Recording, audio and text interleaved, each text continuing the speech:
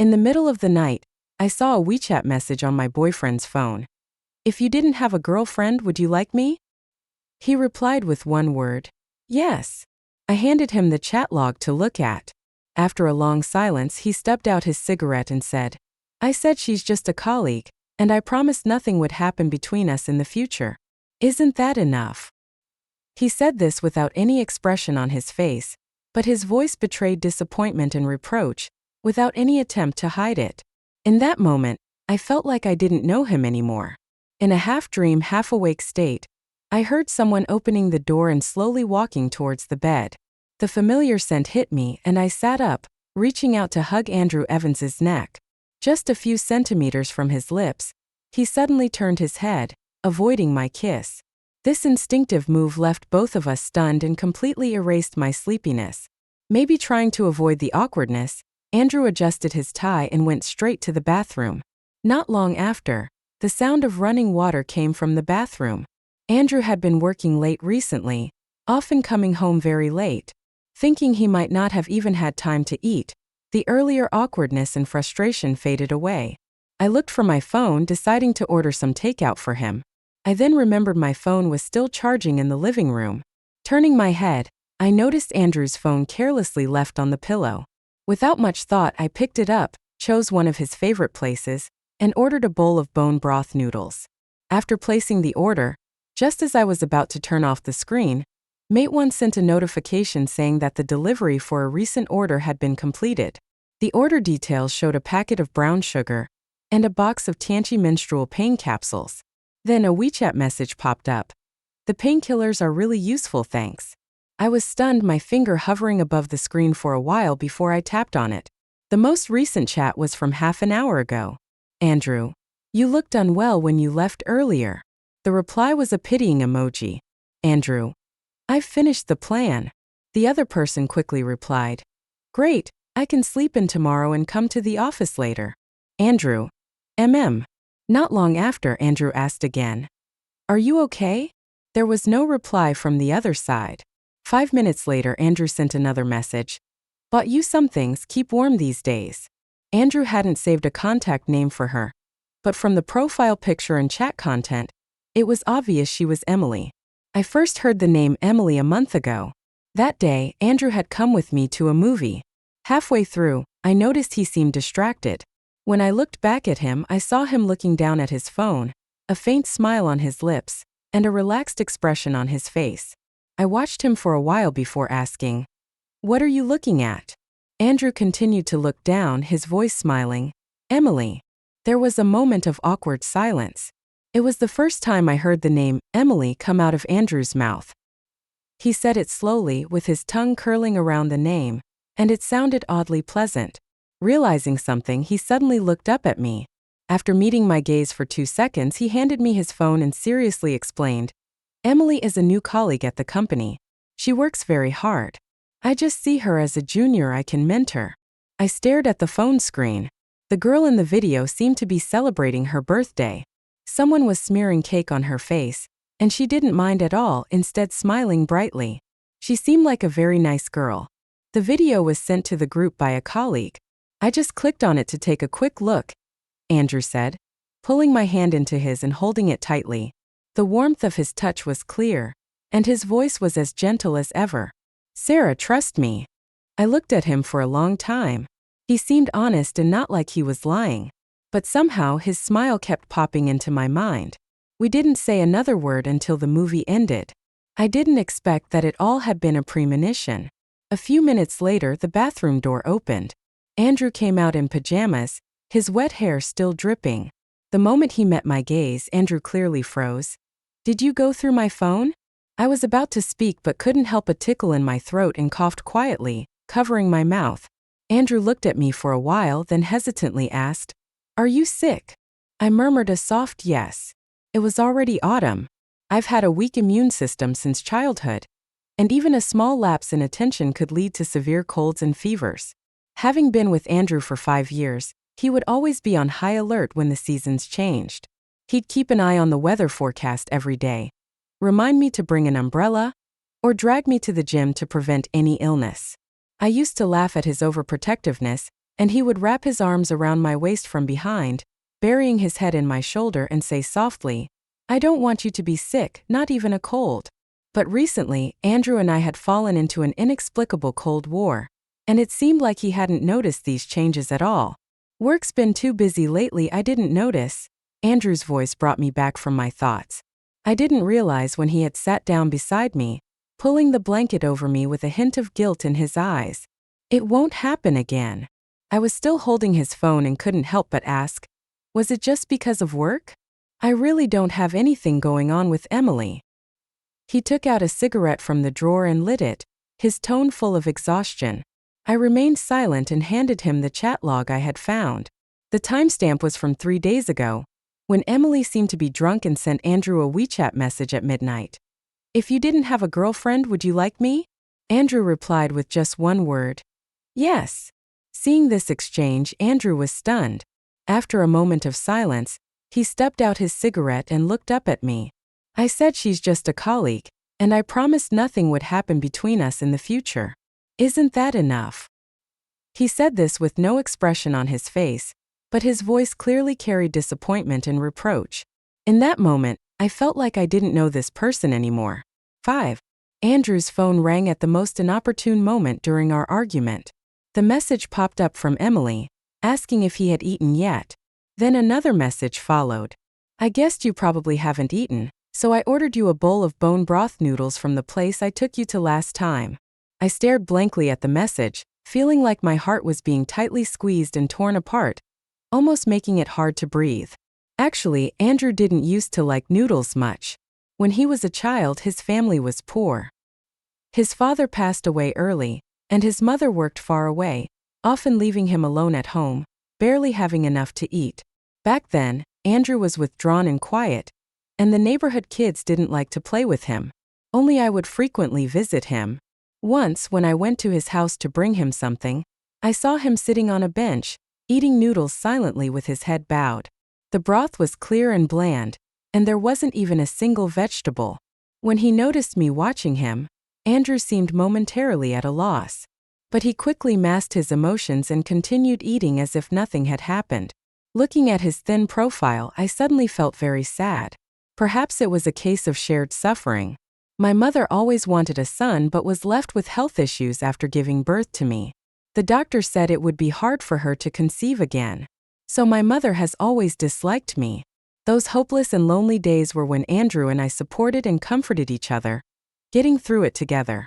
Until Andrew graduated from middle school, his mother succeeded in her business, appeared in the financial news of the time, and then took him away.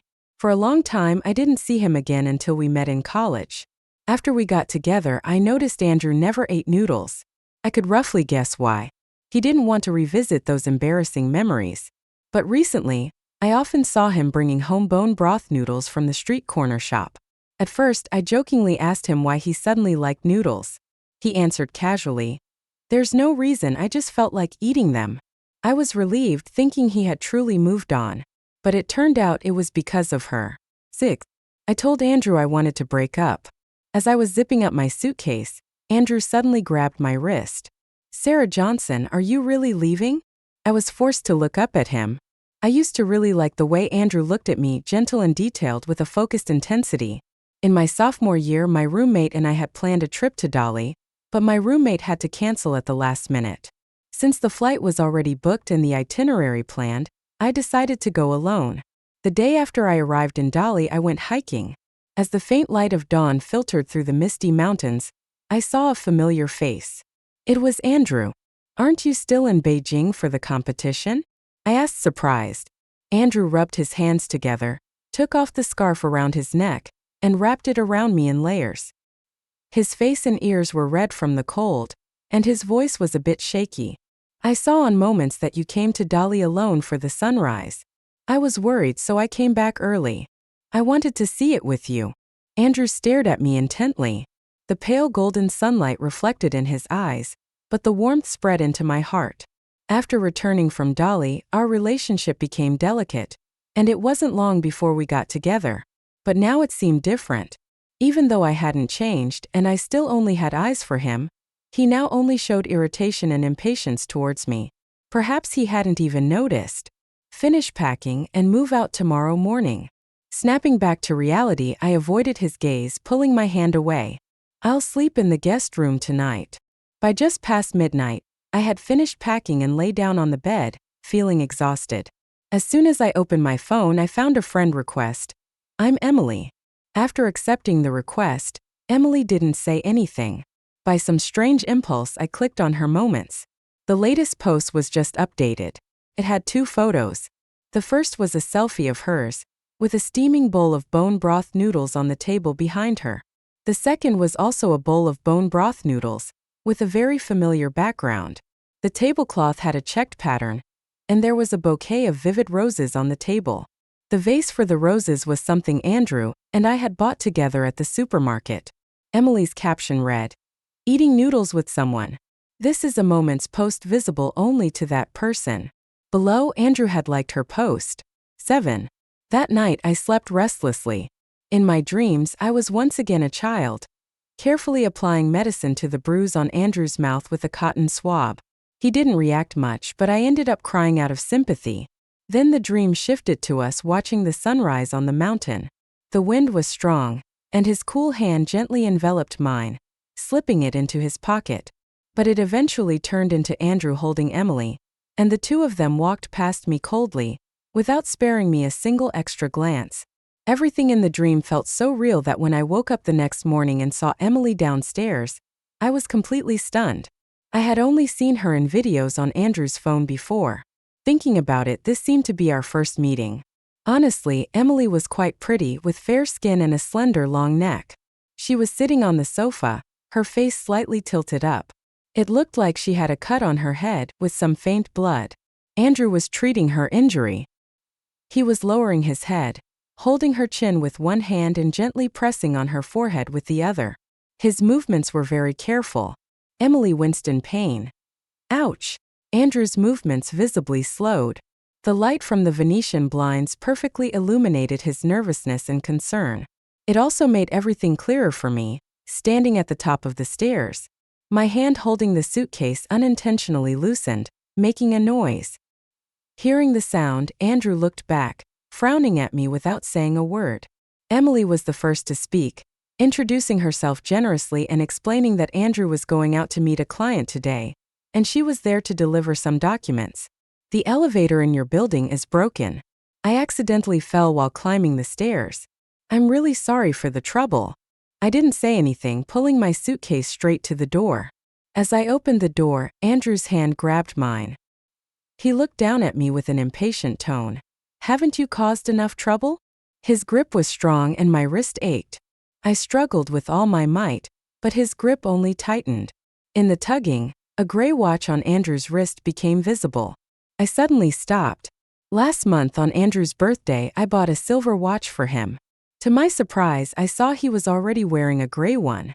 The brand was not visible, but from its design and style, it was clearly quite valuable. Andrew had casually mentioned it was a gift from a friend.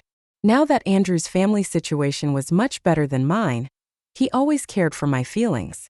That was the first time I felt inferior and pressured due to our financial disparity. At that time I didn't show much, but Andrew noticed. He sighed deeply, hugged me from behind, and with warm lips against my ear, his voice was low and gentle. "It doesn't matter what watch you wear. What matters is the one you gave me." Since then, Andrew had kept that expensive watch away and wore the one I gave him every day. I didn't expect him to wear the gray watch again on the first day after our breakup. I suddenly found it a bit amusing and said calmly, "Move aside." Andrew also seemed to realize something, abruptly withdrawing his hand. His voice sounded a bit awkward. "That client I'm meeting today is very important for the company." Before he could finish, Emily suddenly spoke up, reminding him it was time to go meet the client. I glanced at her, had a thought, and asked Andrew, "Did she give you that watch?" Andrew remained silent. After a long pause, he finally said, "Sarah, it's just a watch." I didn't want to say more. I picked up my phone, and just as I was about to dial, Samuel Johnson arrived. Samuel is my younger brother, 5 years younger than me. My mother never gave up on having a son, trying various treatments, remedies, and acupuncture, and was deceived out of a lot of money.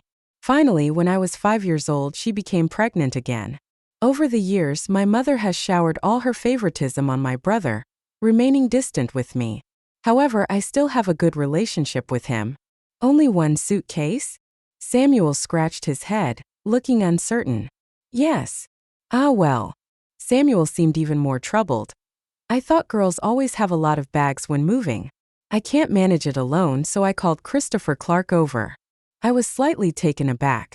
Christopher Clark? Yeah. Christopher just got back from a business trip in Shanghai, so I called him over. Samuel's words were cut off by a sudden phone call. A slightly deep voice came from the phone. Are you ready? Yes, you don't need to come up. We're coming down now, Samuel said, picking up my suitcase. Sis, let's go. I didn't hesitate any further, grabbing my bag and following him out the door. Behind me, Andrew seemed to be calling my name, but I didn't pause my steps or look back. Christopher's car was parked on the side of the road. As we approached, he was sitting inside the car, his long fingers drumming lightly on the steering wheel, lost in thought. I stared at his smooth profile, feeling a bit dazed.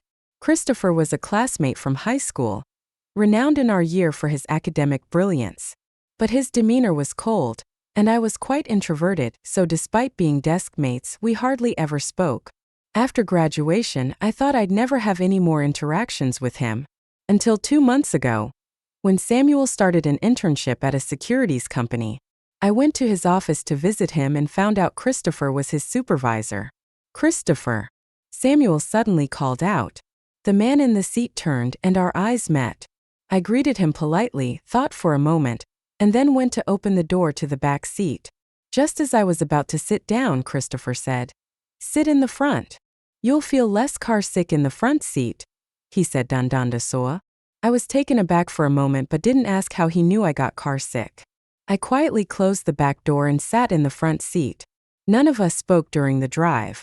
By the time we got home, it was already 2 p.m. Christopher dropped us off downstairs and didn't come up, driving back to the office. My mom came out of the kitchen carrying 2 bowls of dishes, casting a cold glance at me with an unkind expression. When she saw Samuel, her demeanor softened. The food is ready, come and eat. The meal was unusually silent. My mom doesn't like me, so I didn't plan to stay home for long. I'll move out as soon as I find a suitable place. In the evening, my mom sat on the sofa knitting. Perhaps due to her age, her eyesight was poor. She didn't notice the gray yarn had fallen to the floor. I walked over silently, picked up the yarn, and placed it on the coffee table. Just as I was about to return to my room, my mom's voice, tinged with anger, came from above. Why did you break up with Andrew? I slowly stood up, not speaking. Andrew told me it's just that a female colleague gave him a watch. It's not like he did anything wrong. Why are you making such a fuss? I looked at her in disbelief, my throat suddenly dry. It seemed to always be this way. When I was a child and got bullied by classmates, I came home to tell my mom. She was feeding my younger brother, and upon hearing, she didn't show any emotion but scolded me instead. What's the point of telling me? Why do they pick on you and not others? Can't you find any reason within yourself? I never expected she would say something so cold, and I was left standing there in shock. My younger brother took advantage of my daze and mischievously tugged at my hair. I instinctively pushed him away. Before I could react, a sharp slap landed on my face. While my mom consoled my crying brother, she shot me a harsh look. With red eyes, I ran outside, not remembering how long I ran, only stopping when I was exhausted, burying my face in my knees. In the end, it was Andrew who found me. He patted my back gently, wordlessly, as if melting away my grievances bit by bit. At that moment, I thought my mom would never stand by me, but Andrew would.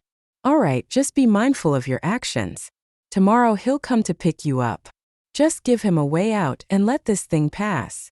My mom's reprimand brought me back to reality. She glanced at me, then continued to knit with her head lowered. Even if you don't think of yourself, you should think of your brother. Andrew's mother is someone important, with many resources. Your brother's future. I don't remember how I made it back to my room. The room was dark without lights. Outside I could hear intense arguing. I sat motionless on the edge of the bed, staring out the window. I don't know how long it was before the door was pushed open. Someone gently embraced me, their forehead resting on my shoulder. The stifled sobs were particularly clear in the silent darkness. "Sis, I'm sorry. I don't know why she's like this. We're both her children." I turned to look at him. Tears streaked his face, his eyes red, a face that looked so much like mine. I once tried to hate Samuel, channeling my anger, dissatisfaction, and unfulfilled love towards my mom into hatred for him, as if that would make me feel better.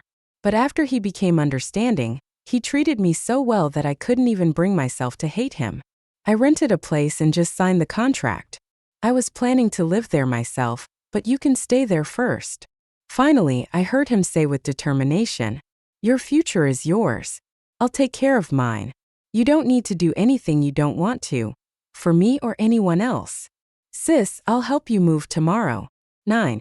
Before going to bed, I received a WeChat message from Emily. If it's that watch causing the misunderstanding, I can explain. I didn't respond. 10 minutes later, Emily sent another message.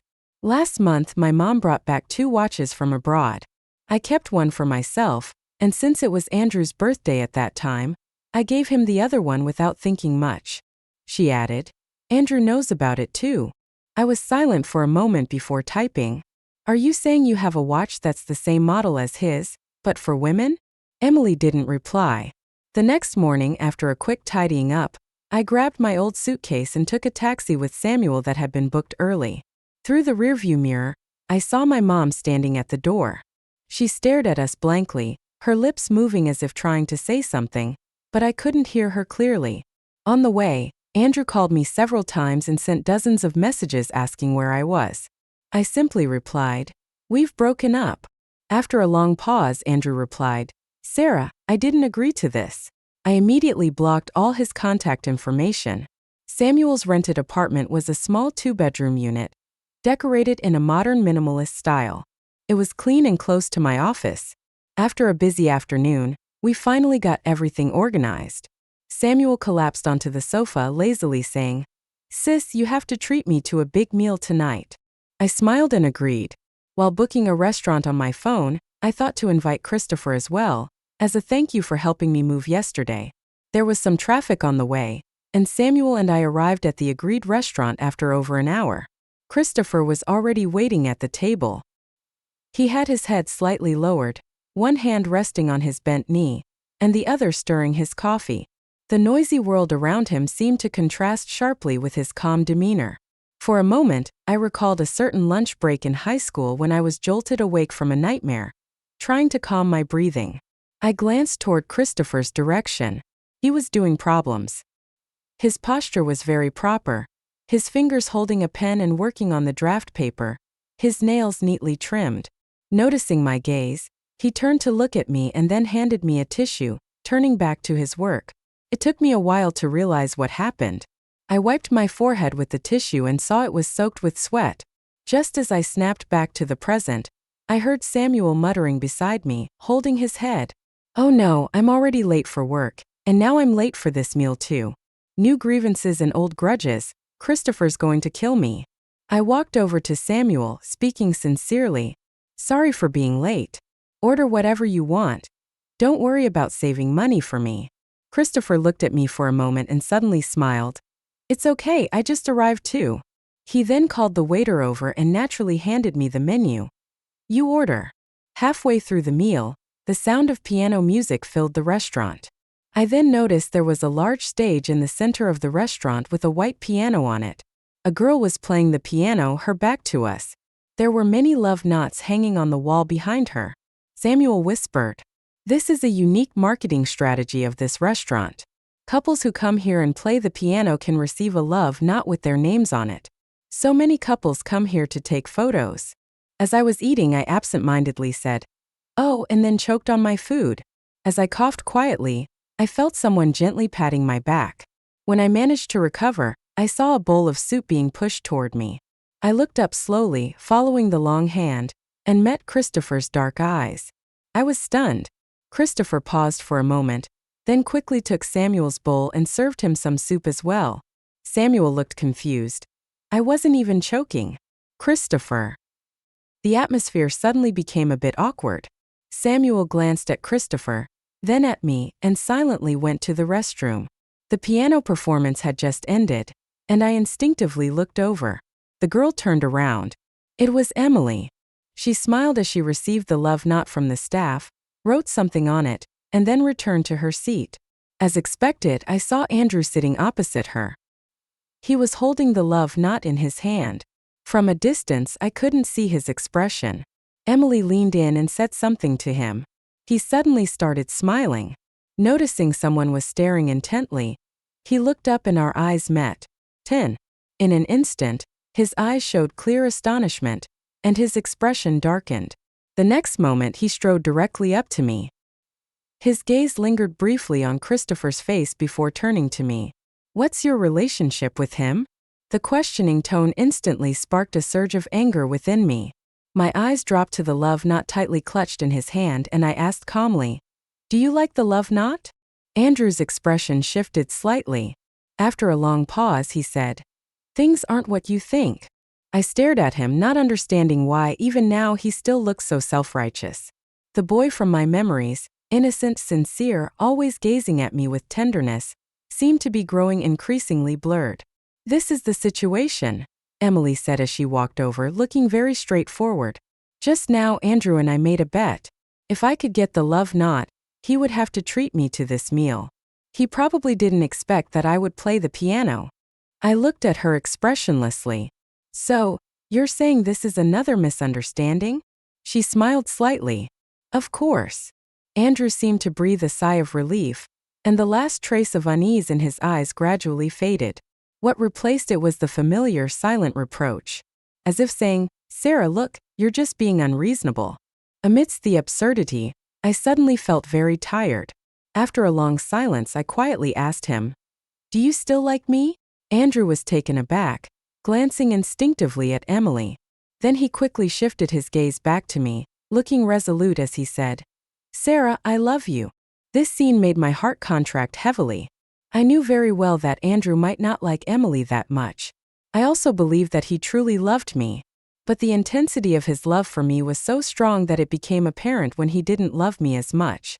Even I, who am usually so careless, could see through it at a glance. I had heard people say that destruction is always the easiest. Just like now, my feelings for him seemed to dissipate suddenly with that glance at Emily, that moment of hesitation. Andrew seemed to realize something, reaching out to touch my cheek, but I coolly avoided his touch. His hand halted, and a trace of panic and helplessness flashed across his eyes. "Sarah, I admit I've made many mistakes before. I apologize. But the love knot was truly a misunderstanding. I never intended to be with her. Will you forgive me?" I looked at him calmly, noticing Emily's pale face out of the corner of my eye. A faint, sarcastic laugh suddenly sounded, cutting through the silence. "Sorry to interrupt, but I have a question for both of you." Christopher slowly stood up, his gaze towards Andrew and Emily as if he was watching a play from the sidelines. "Do you know the meaning of the love knot?" Andrew stared at him coldly, not responding. "Seems like you do." Christopher smiled, his voice tinged with disdain. "Acting like friends while doing things couples do. You really are in tune with each other." Andrew's face turned ashen. We returned in Christopher's car. The roads were sparse at midnight, and Christopher drove smoothly. Perhaps due to exhaustion, Samuel was curled up in a blanket and asleep in the back seat. With soothing music playing in the cabin, I had just yawned when Christopher's deep voice broke the silence. "It'll take about half an hour. Do you want to sleep a bit?" I shook my head. "No." The cabin fell into silence again.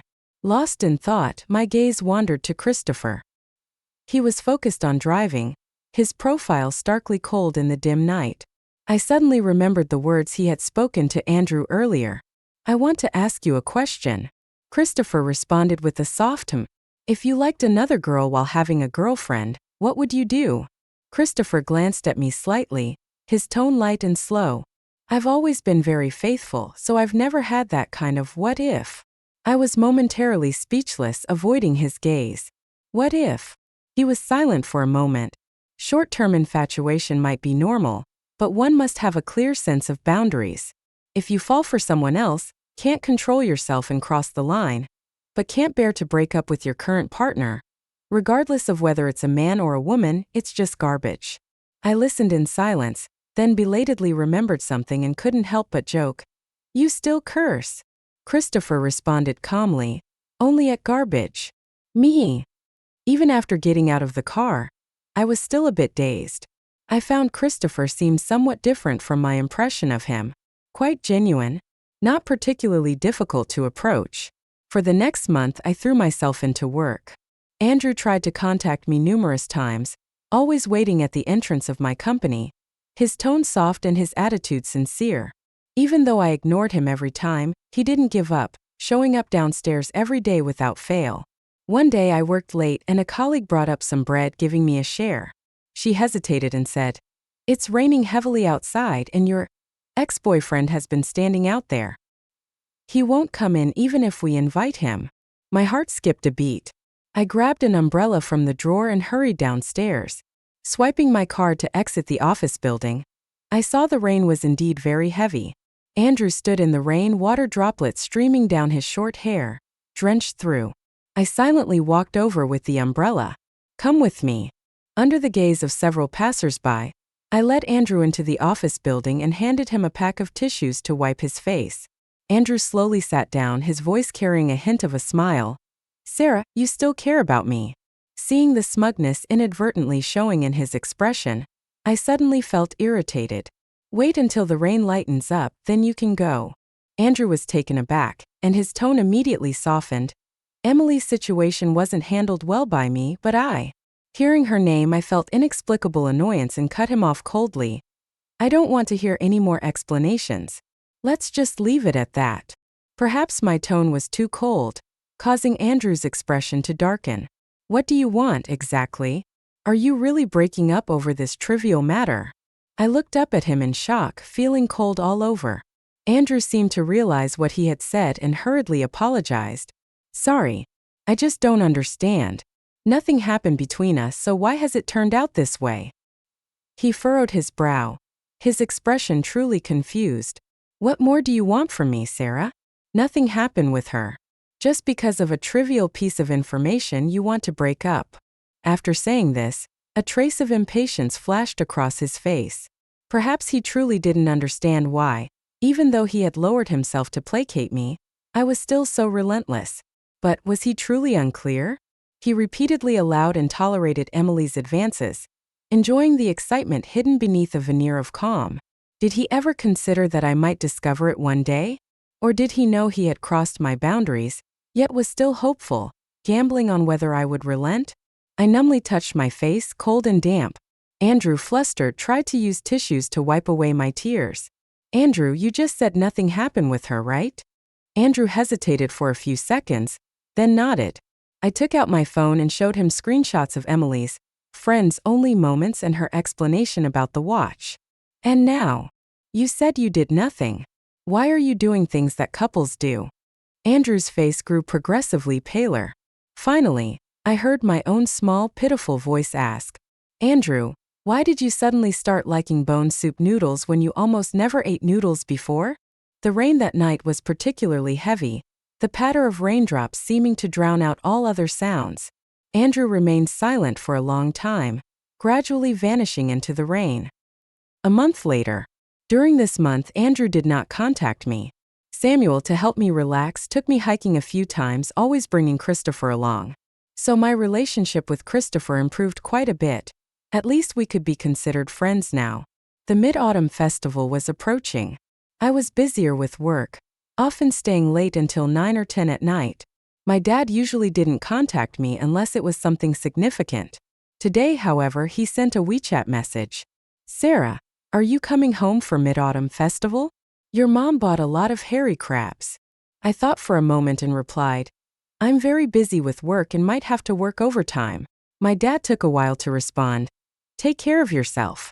The day before the holiday, an unfamiliar number called me. It turned out to be Emily. She asked if I had time to meet for coffee. After much consideration, I replied, "Okay." 11. Emily chose a cafe near my office, so I took a cab there right after work. The first thing Emily said when we sat down was, "I don't want Andrew anymore." I looked at her, puzzled. She seemed to be having some kind of breakdown. After we left the restaurant that day, I confessed my feelings to Andrew.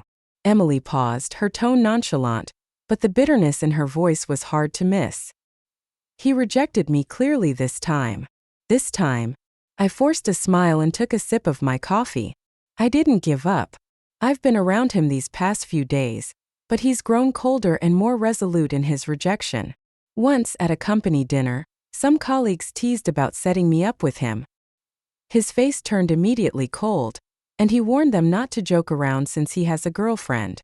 Emily sneered, but everyone knew at that time that he had broken up with you. My hand holding the coffee cup faltered slightly. I didn't understand the point of Andrew's actions. What really made me give up was… Emily suddenly looked up, her eyes slightly red. After the dinner, he drank a lot.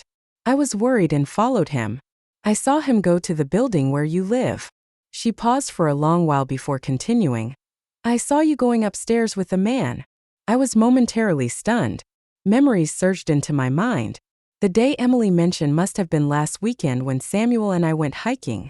On the way down, Christopher and I had talked about quirky nicknames we used for classmates in high school. Samuel suddenly chimed in.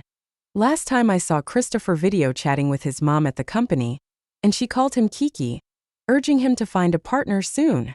I looked at Christopher in surprise. Kiki. Christopher's ears turned red, but he tried to act nonchalant. He gave a small and said seriously, Please don't call me that again. I tried to stifle my laughter but ended up laughing all the same. Christopher stayed silent the whole way and I laughed the whole way. In the end, I sprained my ankle. After Samuel and the others took me home, I realized we were out of iodine and cotton swabs, so I asked Samuel to buy some from a nearby pharmacy. At that time, Christopher was the one helping me upstairs. I hadn't expected Andrew to misunderstand because of that, but there was no need to explain further. I've never seen Andrew like that before, Emily said, lowering her voice as if trying to hide something. He's usually so neat and clean, but there he was curled up on the floor shaking. I heard him crying. Emily forced a bitter smile. That's when I realized he really regrets it. She wiped her eyes, then fixed her gaze on me, as if nothing had happened. But it's too late now. You won't forgive him, will you? I looked into her eyes. The tension and probing were evident. Suddenly, I understood why she had called me and said these things. She had never truly intended to give up on Andrew. She just wanted to gauge my stance. She wanted to know if Andrew's deep feelings and regrets could make me reconsider. I stood up, expressionless, and glanced at her. Don't waste your effort. It's over between Andrew and me. Emily was taken aback and showed a hint of embarrassment at being seen through, but she eventually sighed in relief. Oh, during the Mid-Autumn Festival, I didn't have to work overtime and didn't go home. I stayed in my rental apartment working on the quarterly plan. Samuel sent me something. A handmade scarf. It was a soft, warm light gray, perfect for the current weather. But I didn't wear it. I put it in the drawer. After several sleepless nights, I still made no progress on the plan, and my head started to throb. After a while, I felt my limbs growing weak, and I could barely muster any energy. Using the last of my strength, I opened my phone, scrolled through my contacts, and tried to call Samuel. When the call connected, I heard Christopher's voice. Sarah. That's when I realized I had dialed the wrong number. Before I could say a word, everything went dark, and I fell into unconsciousness. I woke up in a hospital bed, and 4 was hooked up to my wrist, and the room smelled strongly of disinfectant. Several people were gathered nearby, seemingly talking. Christopher was sitting beside me, intently typing on a laptop. The soft light illuminated his pale skin, highlighting even the tiny hairs. I tried to speak but found my voice hoarse. Awake. Christopher immediately closed his laptop and poured a cup of water from the bedside thermos for me. He stood by the bed watching me drink and said slowly, I guess something was wrong when you didn't say anything on the phone and didn't hang up. I sent a message to Samuel. Since he was far away, he gave me the spare key location to your place, so I went there first. Still dazed from sleep, I struggled to process his words. He continued, The doctor said you collapsed from exhaustion and low blood sugar due to lack of sleep. I touched my nose, feeling an unfamiliar sense of guilt. I've been so busy with work lately. Christopher looked at me for a moment before suddenly smiling. You're just as hardworking as you were in high school. I blinked, feeling somewhat uneasy. Where's Samuel? Christopher glanced at me and then chuckled softly, turning away. His voice was warm. He went to get you something to eat. Do you want to sleep a bit more? I nodded instinctively, hesitated for a few seconds and asked, Did anyone else come while I was unconscious? Christopher hesitated for a moment before quietly replying, Your mom came in the morning. I lowered my head, gripping the bedclothes tightly. I vaguely remembered seeing my mom with red eyes, anxiously asking the doctor, Is my daughter all right? It was the first time I saw my mom so worried and tearful for me. It seemed so unreal that I thought I must be dreaming. Suddenly, a warm, dry hand patted my head gently. It was soothing and gentle. I looked up abruptly and met Christopher's gaze. The atmosphere grew a bit awkward. Then, as if noticing something, he froze. Following his gaze, I slowly turned my head. Andrew was standing at the door. His eyes slightly reddened. 12. In just a month, Andrew seemed to have changed completely. His face looked haggard.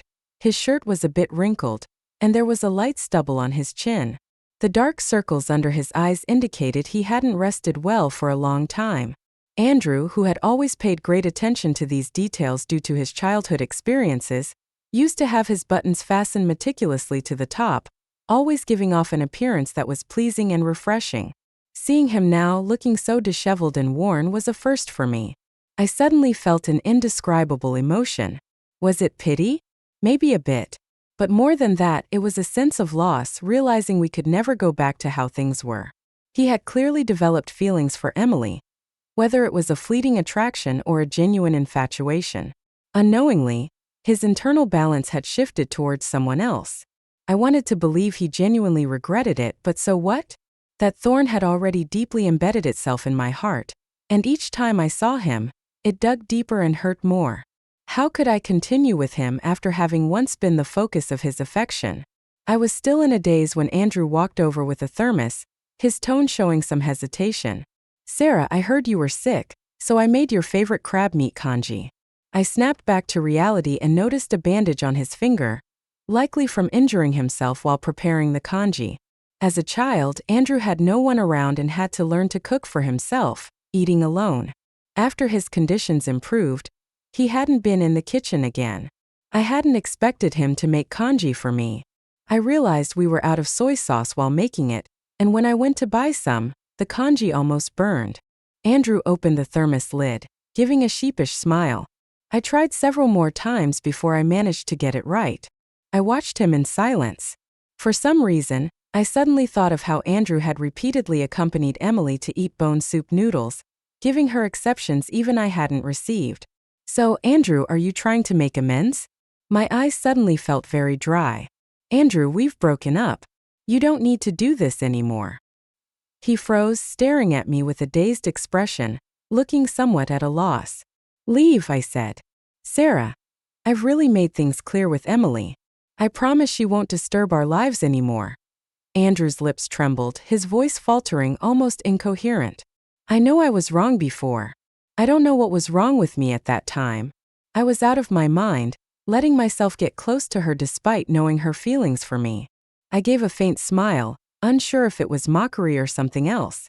Andrew's eyes reddened suddenly, and he reached out to grab my hand. I instinctively pulled away. His hand froze in midair for a few seconds before retracting. When did you start liking her? I asked calmly. Andrew furrowed his brows, seeming to want to argue but unable to find the words. Finally, he mumbled.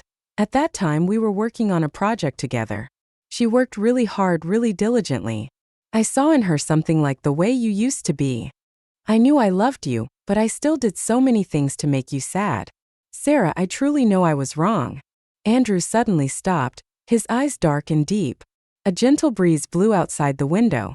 Christopher leaned in naturally, tucking a few stray hairs from my forehead behind my ear. He had a faint, pleasant fragrance, not overwhelming or out of place. I tensed slightly and instinctively said, Thank you. Christopher adjusted the blanket, tucking in the corners slowly. You're welcome. While I was pondering the meaning of his words, Christopher met Andrew's gaze and said Dundee. You can continue. Andrew fell silent. After a long time, He slowly lifted his head to look at me, his eyes red. No matter what I do, it won't change anything, will it? I looked back at him calmly. Some things I can't pretend nothing happened. Andrew lowered his eyes, placing the thermos on the table gently, his voice low and obscure. I'm sorry. He walked slowly, his back slightly bent. Even though he was only a few steps from the door, it took him a long time to reach it. The light in the hospital room was too bright, stretching his shadow long and lonely. The room was left with just Christopher and me. He opened the thermos, took a look, and seemed thoughtful. Did you always cook when you were with him? I nodded. No wonder, Christopher said, closing the lid with a look of sympathy for the ingredients. Then he turned to me. I'm actually quite good at cooking. I was surprised. The door suddenly opened as a nurse came in to change the drip. Christopher naturally withdrew his gaze and resumed typing on his laptop. After the nurse left, I pulled the blanket up, intending to continue sleeping. Christopher's voice came again. Sarah. I kept my eyes closed and responded softly. Did you feel nothing at all when he said those things just now? His voice was very soft, but it was clear in the quiet room. I was silent for a long time. No. Christopher seemed to smile. That's good.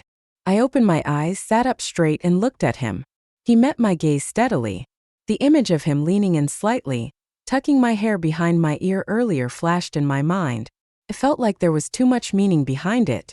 My intuition told me that it wasn't just my imagination. Teen.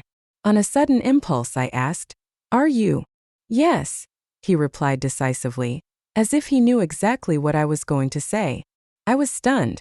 He looked at me steadily, his eyes soft, revealing unmasked emotions. So Sarah, what do you think? I spent 2 days in the hospital, and when I was discharged, Christopher came to pick me up.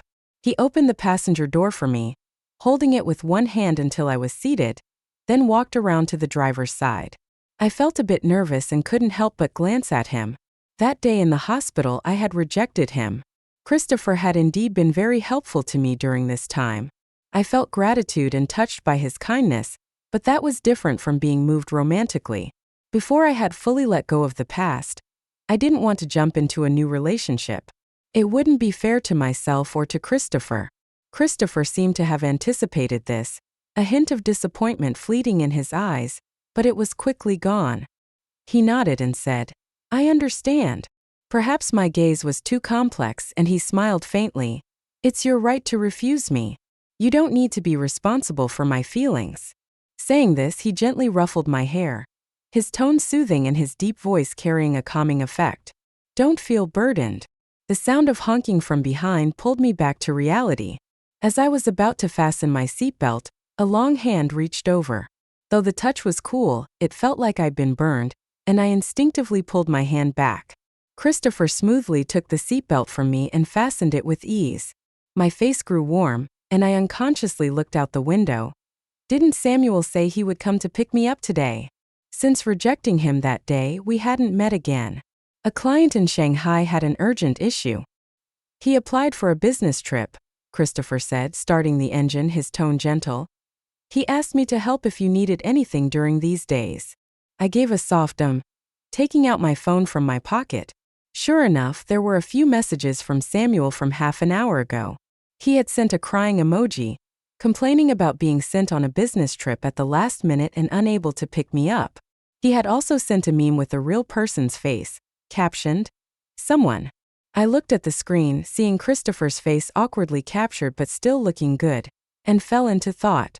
The night breeze was cool and gentle, blowing through the car window, which felt very pleasant.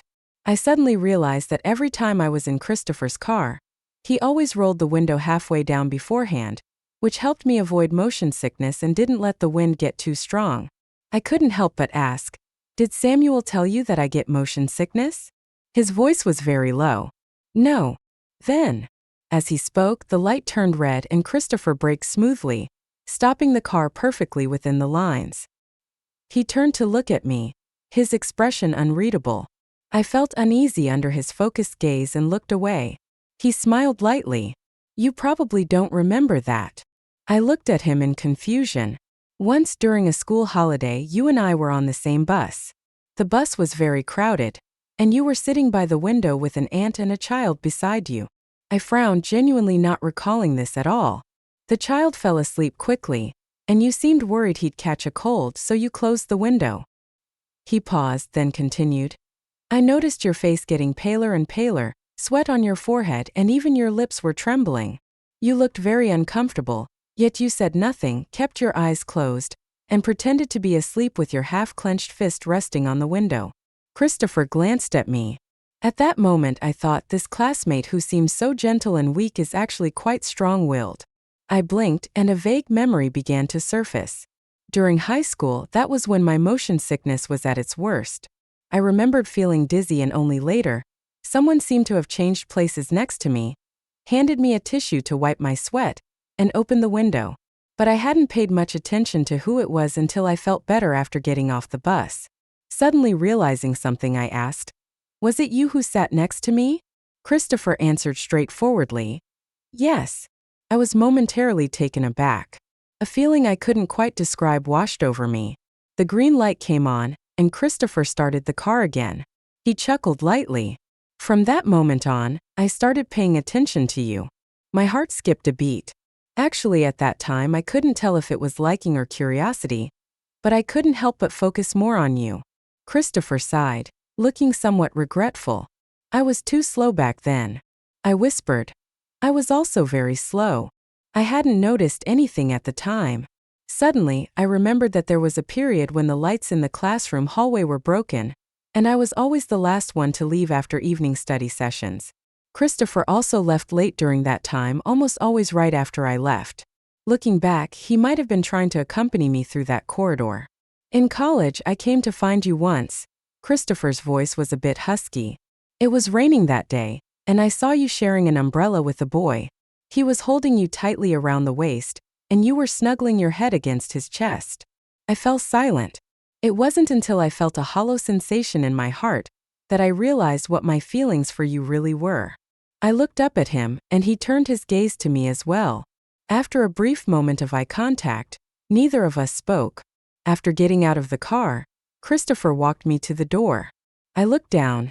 "Thank you for bringing me back." As I was about to turn to go upstairs, my wrist was gently held by a hand, carefully avoiding the spot where I'd been injected. I was startled. "Actually, I lied to you," Christopher said, very close to me now, his low voice carrying a cool breath. I almost forgot to pull away. What? I instinctively thought of him sending Samuel on a business trip. I don't think I'm as indifferent as I seem. Christopher's eyes were intense and direct. When you rejected me that day, I didn't sleep the whole night, running around the neighborhood 40 times. I was really very sad after you rejected me. I stared at him, unsure of how to react. "Sarah, if you're not ready to move on to another relationship yet." Christopher's dark eyes calmly regarded me. "It's okay. I can wait." 14. After he left, I stood downstairs alone for a long time. As I was heading upstairs, I saw a familiar figure not far away. Under the moonlight, with shadows dancing among the trees, Andrew stood there quietly. "Sarah." He called out my name softly, with a hint of pleading. I walked over slowly. When he saw me approaching, he seemed surprised and called my name again. In the next moment, I said clearly, "Andrew, don't come looking for me anymore." I kept my head down, my voice very soft. "I'll be starting a new life, and I might even enter a new relationship." "Sarah." He repeated my name almost instinctively, his voice filled with confusion and panic. Perhaps until this moment, he still held out hope that we were just having a temporary spat. I didn't want to give him any more false hope. I finally said with difficulty, "But that person will never be you again." I had known Andrew for over 20 years and had been with him for 5 years. We had seen each other at our worst, shared our deepest embarrassments and helplessness, and warmed each other as much as we could. I thought we would be together for a lifetime, but suddenly everything changed. He fell for someone else. During those sleepless nights, I couldn't stop thinking about one thing. Why was it that, even though he had once pursued me so eagerly, I was now the only one struggling to maintain our relationship?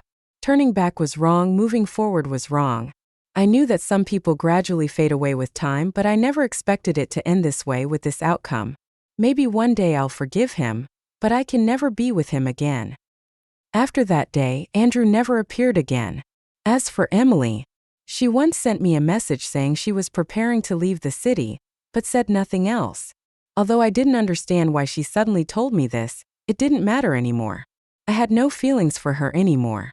Whether she gave up on Andrew, whether she was doing well or not, it was none of my concern. 15. Unknowingly, a year passed. So much seemed to have happened in that year. During this time, I went home twice wearing that light gray scarf. Later, I learned that the scarf wasn't as I thought. It wasn't knitted by my mom for me but for my younger brother, who then passed it on to me. From the beginning, this scarf was meant for me. Also in this year, I made significant progress at work. After breaking up with Andrew, I forced myself to forget. But after so many years together, many aspects of my life inevitably still had his traces. Letting go was far from simple. To distract myself, I volunteered for a new project, busily shuttling between the company and clients, filling my life with work. Unexpectedly, in addition to excelling in the new project, I was promoted twice in a year. Living this hectic life, I suddenly realized one day that I hadn't thought about the past in a long time. Instead, my relationship with Christopher gradually became more complex. When I came home late from work, he would drive to pick me up. On weekends, we would go watch movies or play games together. I could clearly feel our relationship growing closer. Christopher's companionship and understanding helped me find a comfortable state. I realized that I was slowly accepting him. The day Christopher and I officially got together happened to be during a company team-building event. Due to my outstanding performance, I was promoted and transferred to a new position. My colleagues poured a lot of drinks for me, and Christopher came to pick me up when I was quite drunk. When he placed me on the bed, I suddenly started to cry. Christopher had no choice but to hold me in his arms, his voice unexpectedly hoarse. "Why are you crying?" Looking into his eyes, that subtle, indescribable feeling surged up again. I rested my head on his chest, my arms around his waist, and talked about many things. My mom, Andrew, Samuel, the people I had loved, hated, and resented, and the things that I couldn't let go of, I gradually revealed layer by layer to him. I have always been very restrained, rarely showing such emotions, let alone being so straightforward in my confessions. But Christopher always gave me a sense of calm. In the end, he sighed, resting his chin gently on my head, and told me tenderly and firmly, "Some wounds are destined not to be forgiven, but even with hate, we still have the right to love and be loved." That night, Christopher didn't leave. Time passed quickly, and today is my birthday. Christopher was cooking in the kitchen, with Samuel helping him. Watching their busy figures, I suddenly felt a strange emotion rise in me. My mom was biased towards boys, but Samuel treated me very well. Over the years, Samuel had always been like a powerful light, warming me. Later, due to a twist of fate, as he joined a new company, Christopher and I met again. Christopher was like the moon after the rain, quietly and gently accompanying me, making me feel comfortable and fitting. And now they had both become indispensable parts of my life, steadfast and full of security. They were still busy in the kitchen, while I was opening an anonymous package in the living room. It was a ring. As I turned the ring gently, I saw the initials J and C engraved on the inner side. There was also a small note in the package that read, "Happy birthday, wishing you peace and happiness every year." I had a moment of daze. Actually, I had seen this ring a year ago. That day, after I had just finished a shower and was looking for the hairdryer, I accidentally found it in the second drawer of the nightstand by Andrew's bed. I had been waiting for Andrew to say something, even hinting at him intentionally or unintentionally. But he never responded. At that time, I couldn't understand why, even though he had already bought the ring, he was still hesitant to speak. It wasn't until later, when he accompanied me to watch a movie, and at the climax, the male lead knelt down to propose to the female lead, that I finally mustered the courage and asked him softly with my eyes half closed, "Andrew, you bought a ring too, didn't you?" He didn't answer. I suddenly had a bad premonition. Turning stiffly, I saw him looking down at his phone, smiling. In the video was a girl named Emily. I suddenly understood the reason for his hesitation.